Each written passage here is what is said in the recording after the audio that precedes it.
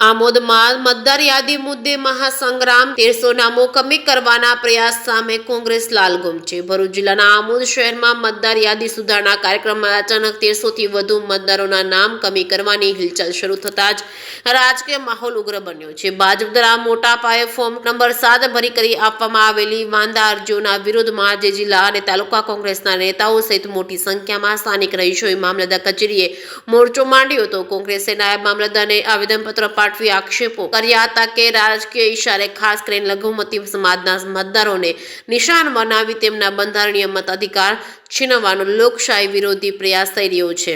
કોંગ્રેસના આગેવાને ઉગ્ર રજૂઆતો કરતા જણાવ્યું હતું કે મતદારો સામે વાંધા ઉઠાવવામાં આવ્યા છે। તેઓ વર્ષોથી આમોદના કાયમી રહેવાસી છે। તેમની પાસે તમામ કાયદેસરના પુરાવો હોવા છતાં ખોટી રીતે હેરાનગતિ કરવામાં આવી રહી છે। જો પાયા વિહોણી અરજીઓના આધારે મતદારોના નામ કમી કરવામાં આવશે તો હાઈકોર્ટ કે સુપ્રીમ કોર્ટ સુધી કાયદાકીય લડત લડવાની ચીમકી પણ આપવામાં આવી છે। આ વિરોધ પ્રદર્શનમાં ભરૂચ જિલ્લા કોંગ્રેસ પ્રમુખ રાજેન્દ્રસિંહ રાણા તેમજ તાલુકા પ્રમુખ નરેન્દ્રભાઈ પટેલના સહિતના નેતાઓની આગેવાનીમાં સેંકડો કાર્યકરો ઉમટી પડ્યા હતા। કચેરી પરિસરમાં ભારે ગતિચલ અને ઉત્તેજના વ્યાપી ગઈ હતી। જે કે સિંહ ગુજરાતી સાથે કેતન મહેતા, ભરૂચ જિલ્લામાં આજે આમોદ નગર રોડ પર છે। આમોદ નગરના લોકો સાથે આજે મામલતદાર ઓફિસે અમે રજૂઆત કરી છે, અમારું આવેદન પાઠવેલું છે।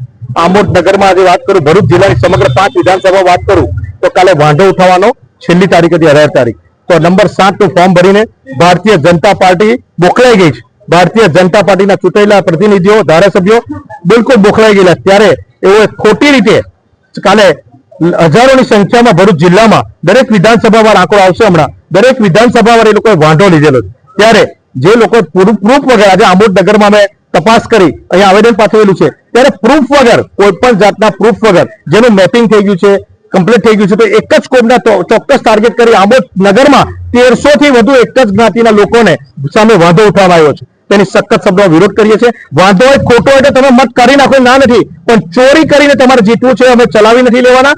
અને જેની સામે આ ખોટી રીતે વાંધો લીધેલો છે, જેને ખોટું પ્રૂફ વગર કરેલું છે, જેનું નામ લીધે છે અંદર, એની અમે ગુનો બને છે, એની અમે એફઆરઆઈ કરવાની છે, અમે નોંધ આપેલી છે અને એની અમે એફઆરઆઈ અમે કરીને રહીશું। ખોટી રીતે સુપ્રીમ કોર્ટ સુધી લડીશું તો કોઈ સંજોગોમાં એક પણ મત નહીં કરવા દે। જે અધિકારી ભારતીય જનતા પાર્ટીના ઈશારે કામ કરે છે, એ ચમરબંધી હશે, એને પણ અમે છોડવાના નથી।